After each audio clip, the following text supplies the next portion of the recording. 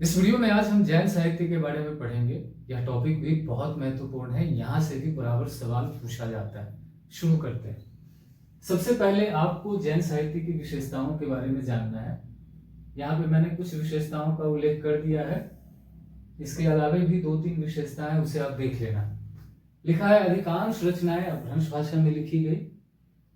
उसके बाद है जैन साहित्य का परिरक्षण धर्म संप्रदाय के आश्रय में हुआ था, इसलिए उसका लिखित रूप जैन मठों और पुस्तकालयों में सुरक्षित है। धार्मिक ग्रंथ होने के कारण इसे मठों और पुस्तकालयों में सुरक्षित कर लिया गया। उसके बाद है महाकाव्य यानी आदि पुराण, उत्तर पुराण जैसी रचनाएं लिखी गई। तो पौराणिक ग्रंथ लिखे गए, मुक्तक काव्य लिखे गए और फुटकर रचनाएं लिखी गई। उसके बाद है आत्मज्ञान पर बल, यानी जैन दर्शन में कहा गया है कि आत्मज्ञान से मिथ्या दृष्टि दूर हो जाती है और परम पद की प्राप्ति होती है। हिंसा का विरोध है, तो भारतेश्वर बाहुबली रास में भी हिंसा का विरोध है। इसमें कवि ने संकेत किया है कि सामंती समाज में युद्ध की विभीषिका कितनी भयावह होती है। उसके बाद नारी की स्थिति है, तो चंदनवाला रास का एक एग्जाम्पल है कि इससे नारी की दयनीय स्थिति का पता चलता है। सेठ के हाथों बिकी चंदनवाला तमाम कष्टों और दुखों के बावजूद अपने नारीत्व की रक्षा करती है। इसे आप याद कर लेना। आगे बढ़ते हैं।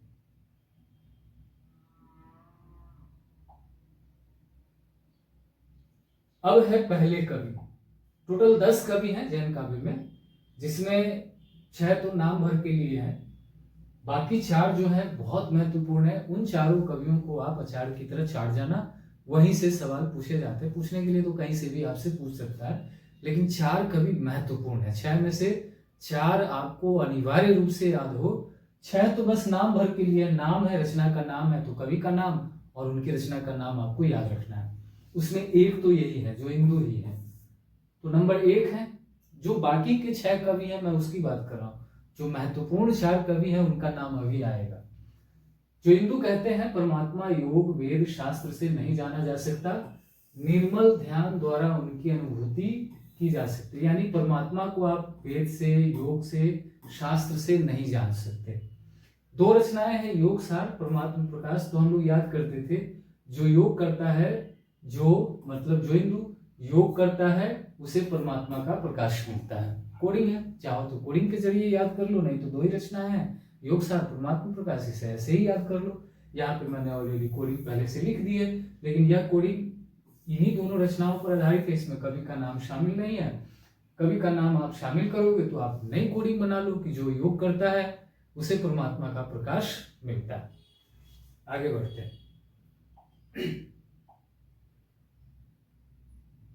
अब है स्वयंभू। ये है आपके लिए वीवीआई। यहां से बराबर सवाल पूछा जाता है, न भी पूछे तब भी आपको अनिवार्य रूप से स्वयंभू के बारे में मालूम होगी, जानकारी होगी। रामकुमार वर्मा ने इन्हें हिंदी का पहला कवि माना, आपको मालूम होना चाहिए। अपभ्रंश का इन्हें वाल्मीकि कहा जाता है, यह भी आपको मालूम हो। बच्चन सिंह ने इनके बारे में लिखा है कि स्वयंभू एक्स्ट्रा ऑर्डिनरी कवि है, असाधारण कवि है, मालूम हो। जैन परंपरा के प्रवर्तक माने जाते हैं। इनसे पहले जो हिंदू हैं, लेकिन जो हिंदू जैन परंपरा के प्रवर्तक नहीं माने जाते हैं, स्वयंभू माने जाते हैं। इनकी रचनाएं हैं पौम चरियु है, विठल नेमी चरियु है, स्वयंभू छंद है, हरिवंश पुराण है। कहीं कहीं लिखा होता है कि पौम चरियु को ही हरिवंश पुराण के नाम से भी जाना जाता है। तो आप इसे अलग से भी याद कर सकते हो या फिर इस तरह से भी याद कर सकते हो कि पौम चरियु को ही हरिवंश पुराण के नाम से भी जाना जाता है। इनकी एक पंक्ति है, काव्य पंक्ति, राम कहा सरी 100 हंती, यानी जैसा बाकी लोगों ने राम कथा कही है वैसी ही राम कथा मैं भी कहने जा रहा हूं। यह कवि की स्वीकृति है राम कथा लिखने से पूर्व की। अब आगे बढ़ते हैं। पौम चरियु के बारे में कहा जाता है कि यह अधूरी रचना है। टोटल 90 सर्ग है। 83 सर्गों की रचना स्वयं स्वयंभू ने की है। बाकी के जो 7 सर्ग है इनके पुत्र त्रिभुवन ने उसकी रचना की है। अब है देवसेन। ये दूसरे कवि हैं जो वीवीआई के जोन में जाएंगे। पहले स्वयंभू, दूसरे देवसेन। देवसेन ने 933 में श्रावकाचार्य की रचना की, जो 250 दोहों में है। डॉक्टर नगेंद्र ने इसे ही पहली रचना माना है। उस दौर की यह पहली रचना है जिसका समय दिया हुआ है, याद रखना। श्रावकाचार्य देवसेन की रचना है, दोहा में है, 250 दोहा है टोटल इसमें। डॉक्टर नगेंद्र इसे हिंदी की पहली रचना मानते हैं, यह आपके लिए इंपॉर्टेंट है, इसे आप याद रखना। उसके बाद है, इसे ही हिंदी की पहली रचना लोग मानते हैं। अब है श्रावकाचार्य के अतिरिक्त देवसेन की अन्य रचनाएं। तो देखिए, नय चक्र है, दर्शन सार है, भाव संग्रह है, आराधना सार है, तत्व सार है, सावधान दोहा है। इसको याद करने की कोडिंग वैसे मैंने लिख दी है। कोडिंग है, नए दर्शन से भाव और आराधना सार का तत्व मिलता है, इसमें सभी रचनाएं शामिल है, आप याद कर लेना। अब जो लिखा है, 2-3 जो जानकारी है, यह आपके लिए बहुत महत्वपूर्ण है, यहीं से सवाल पूछा जाता है। लिखा है, इन सभी रचनाओं में नय चक्र सर्वाधिक प्रसिद्ध है। जो भी रचनाएं हैं, इन सभी रचनाओं में सबसे प्रसिद्ध रचना कौन सी है? नय चक्र, आपको याद होना चाहिए। नय चक्र को ही लघुनय चक्र के नाम से भी जाना जाता है। अब देखिए, देवसेन की रचना है लघुनय चक्र, और देवसेन के शिष्य है माइल धवल। माइल धवल, इन्होंने बृहद नय चक्र की रचना की। बृहद नय चक्र नामक पुस्तक की रचना की। गुरु लिख रहे हैं लघुनय चक्र, शिष्य माइल धवल लिख रहे हैं बृहद नय चक्र। ठीक इसके अपोजिट, इससे बहुत बार सवाल पूछा हुआ है, 24 में भी पूछा हुआ है कि बृहद नय चक्र किसकी रचना। बृहद नय चक्र नहीं पूछा है, दब साहब पयास पूछा है। तो बृहद नय चक्र को ही दब साहब पयास भी कहा जाता है, यानी द्रव्य स्वभाव प्रकाश। तो बृहद नय चक्र पूछ ले, या दब साहब प्रयास पूछ ले, या द्रव्य स्वभाव प्रकाश पूछ ले कि किसकी रचना है, तो माइल धवल की। आप जरूर याद रखना, यहां से बराबर सवाल पूछा जाता है। आगे बढ़ते हैं।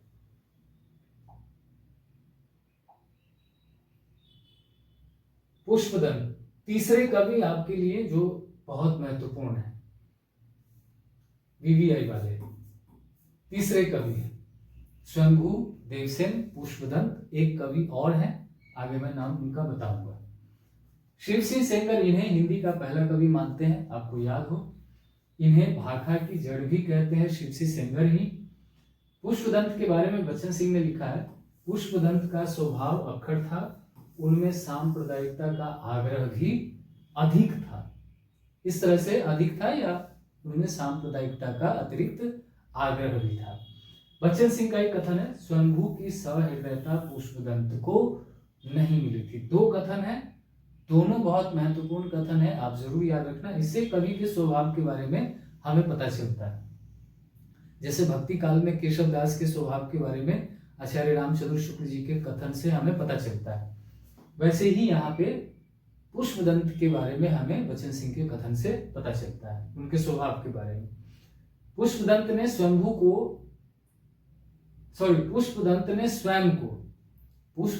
स्वयं को अभिमान मेरु, काव्य रत्नाकर, कवि कुल तिलक आदि कहा है। यानी कवि ने स्वयं को 3 अन्य नामों से भी संबोधित किया है। सवाल यहां से रहेगा, क्योंकि सरहपा को भी सरोजभद्र, राहुल भद्र कहा जाता है, पूछ लेगा निम्नलिखित में से कौन सा नाम स्वयंभू का नहीं है। अभिमान मेरु, काव्य रत्नाकर, कवि कुल तिलक और सरोजभद्र या राहुल भद्र, कोई एक नाम उठा के डाल देगा। तो मालूम होना बहुत जरूरी है, तो इसे भी आप याद कर लेना, ये आपके लिए महत्वपूर्ण है।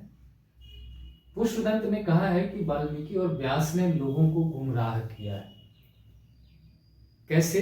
तो इनके अकॉर्डिंग रामायण की जो कथा है वह नीचे लिखी हुई है, देखो क्या कहते हैं।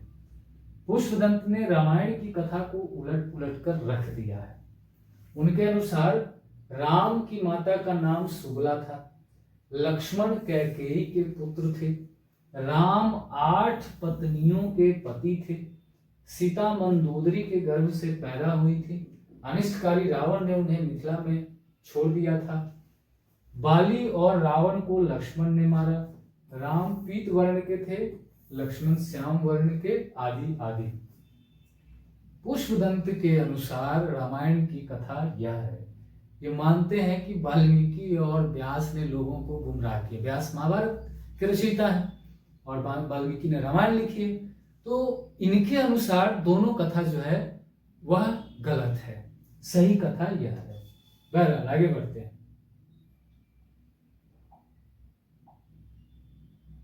पुष्पदंत ही है। पुष्पदंत को हिंदी का भभूति कहा जाता है, याद रखना। इसमें कई ऐसे कवि हैं जिन्हें कुछ न कुछ कहा जाता है। तो शंभू को क्या कहा गया, पुष्पदंत को क्या कहा गया, उसके बाद जो भी इसमें देवसेन है, देव को क्या कहा गया, ये सब आपको याद हो। अब है इनकी रचनाएं। महापुराण है, महापुराण, आदि पुराण, उत्तर पुराण, जसहर चरियु, तिसठी, लखन महापुराण, ये सब इनकी रचनाएं। महापुराण जो है ना, महापुराण, इसी के दो पार्ट हैं, एक है आदि पुराण, एक है उत्तर पुराण। आदि पुराण और उत्तर पुराण। महापुराण के दो भाग हैं, आदि पुराण, उत्तर पुराण। आदि पुराण में कहा गया है कि इसमें कृष्ण की कथा है, कृष्ण कथा है, और उत्तर पुराण में कहा गया है कि राम कथा है, राम कथा। तो ये आप याद कर लेना। यहाँ पे तिसठी लखन अलग से लिखा हुआ है, लेकिन कहीं कहीं आपको मिल जाएगा कि महापुराण को ही तिसठी लखन पुराण भी कहा जाता है।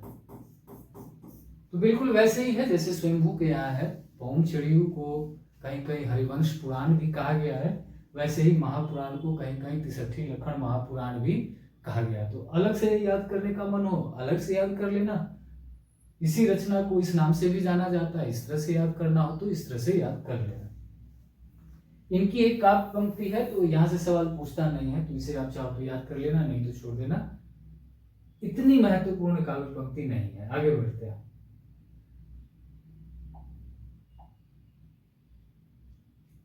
अब है धनपाल। धनपाल के यहाँ कुछ भी नहीं है, धनपाल से रिलेटेड इधर उधर की जानकारी है, लेकिन धनपाल से रिलेटेड कोई जानकारी नहीं है। सिर्फ इतनी जानकारी है कि कवि मुंज ने इन्हें सरस्वती की उपाधि दी है, यानी धनपाल को सरस्वती की उपाधि मिली है।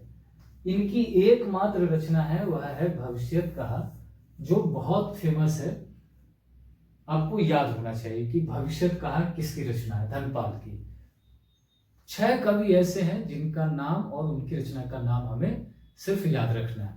ज्वेंदु, परमात्मा प्रकाश, योगसार, वहां भी 2 ही रचनाएं हैं। अब तो केवल कवि और सिंगल रचनाएं, एक से अधिक रचना है ही नहीं। तो आपको केवल कवि और रचना का नाम याद रखना है। इनके बारे में ये सारी जो जानकारी है ये धनपाल से रिलेटेड नहीं है, कवि मुंज से रिलेटेड है। कवि मुंज ने इन्हें सरस्वती की उपाधि दी है, तो मैंने मुंज के बारे में लिख दिया है कि मुंज कौन थे। तो लिखा है मुंज जो है राजा भोज के चाचा थे और बड़े रसिक मिजाज के आदमी थे, अपनी ही दरबार की एक स्त्री से प्रेम करते थे। मुंज के दोहे अपभ्रंश या पुरानी हिंदी के बहुत पुराने नमूने कहे जा सकते हैं। तेलंग देश पर चढ़ाई के दौरान राजा तैलप द्वारा बंदी बना लिए गए। किसने इन्हें बंदी बना लिया? मुंज को राजा तैलप बंदी बनाकर ये राजा तैलप अपने यहाँ ले गए इसको। वहां जाने के बाद क्या करता है ये, तैलप की बहन है मृणालवती, उसी से इश्क लड़ाने लगता है। बंदी है बंदा, और वहां जाकर एक बंदी से फिर से इश्क करने लगता है। अपने दरबार की एक लड़की से प्रेम तो कर ही रहा है। जब राजा तैलप इसे बंदी बनाकर अपने यहाँ ले गया तो यह बंदा वहां जाने के बाद राजा तैलप की बहन से, वृद्ध बहन से ही इश्क लड़ाने लगा। राजा भोज जब तैलप पर आक्रमण करके मुंज को वहां से छुड़ाकर भाग रहा था, तो मुंज भागते समय मृणालवती से कहता है, या कहते हैं, और कहते क्या है कि तुम भी हमारे साथ भाग चलो, मेरे साथ भाग चलो। तो मृणालवती कहती हैं कि मैं तो बूढ़ी हो गई हूं, मुझे कहां ले जाओगे, तुम अपनी जान बचाओ और यहां से भाग निकलो। तो मुंज उसे गोली दे रहा है। गोली क्या दे रहा है देखो, कहते क्या है, मुंज भनई मुनाल गई जुबन गई नजूरी जय शक्कर से खंड दिए तो अस मिठी चूड़ी।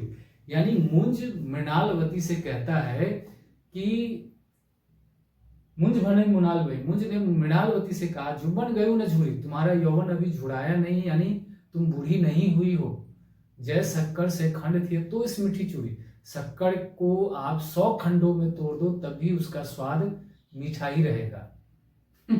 अब इसका अर्थ आप निकाल लेना, कवि मृणालवती से क्या कहना चाहते हैं। इतना कहने के बावजूद मृणालवती मुंज के साथ जाने से मना कर देती है। तो अंत में मुंज फिर कहता है कि देखो अभी मैं तुमको समझा रहा हूं, तुम बात नहीं मान रही हो, लेकिन बाद में पछताओगी तो फिर उसका कोई लाभ तुम्हें नहीं मिलेगा।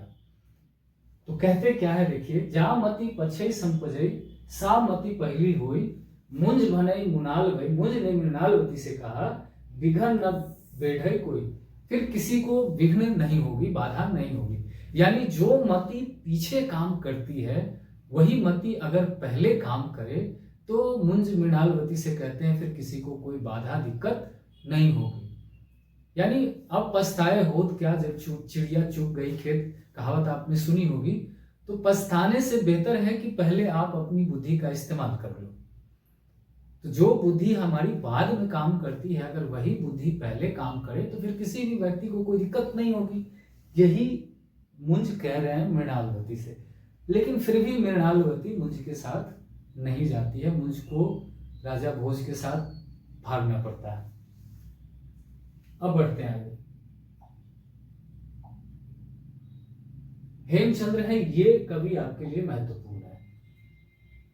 ये है चौथे कवि जो आपके लिए महत्वपूर्ण है, स्वयंभू, देवसेन, पुष्पदंत और हेमचंद्र। इन्हें हिंदी का पाणिनि कहा जाता है। आपको याद हो शब्दानुशासन इनकी बहुत फेमस रचना है, इसे ही सिद्धहेम के नाम से भी जाना जाता है। इनकी प्रमुख रचनाएं हैं द्वयाश्रय काव्य। मूल रचना यही है, इसमें कुमारपाल चरित नामक एक प्राकृत का अंश है। इस रचना के भीतर कुमारपाल चरित नामक एक अंश है प्राकृत भाषा में। शब्दानुशासन, देशी नाम वाला, प्राकृत व्याकरण, छंदोनुशासन, कुल 5 रचनाएं हैं इनकी। हेमचंद्र की प्रमुख काव्य पंक्तियां हैं, 2 काव्य पंक्ति है, दोनों बहुत फेमस है। भला हुआ जो मारिया बहनी मारा कंतु लचे जंतु भय संतु, जय भागा घरंतु, हे सखी अच्छा हुआ मेरा पति रणभूमि में मारा गया, अगर पीठ दिखाकर भाग आता तो मुझे लज्जित होना पड़ता। बहुत फेमस काव्य पंक्ति आप जानते हैं।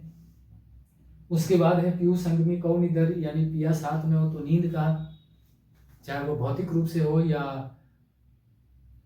चैटिंग आप कर रहे हो, रात में चैटिंग करो, चैट करो, देखो रात में नींद कहाँ आती है।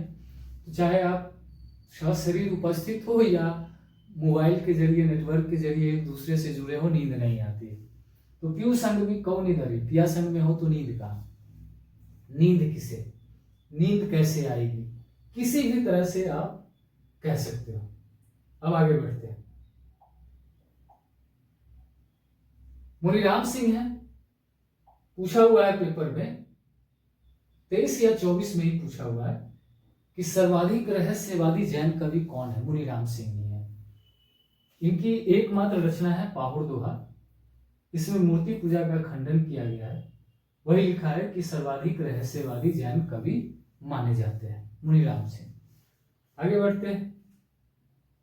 अब तो मात्र 3 ही कवि हैं, अन्य कवियों की श्रेणी में मैंने इसे डाल दिया है, क्योंकि मुझे तीनों का नाम एक ही पेज में लिखना था, इसलिए अन्य कवि हेडिंग बनाया। मेरुतुंग है,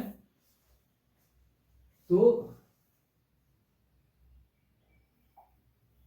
मेरुतुंग है, लक्ष्मीधर है, हरिसेन है, 3 कवि हैं और तीनों की मात्र रचनाएं हैं।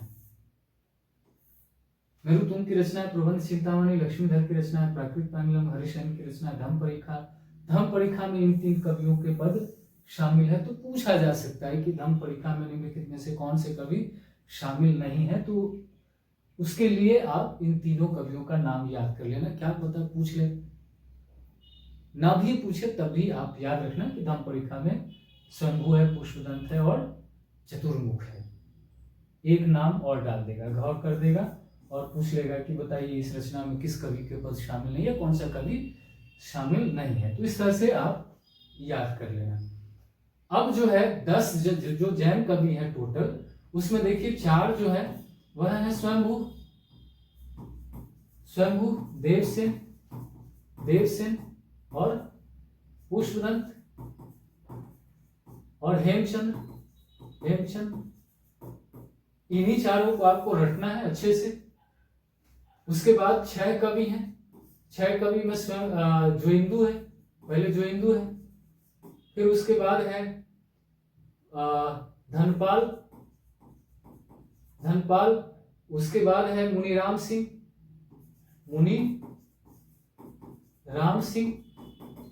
और 3 कवि यहाँ हैं, 6 कवि हो गए टोटल।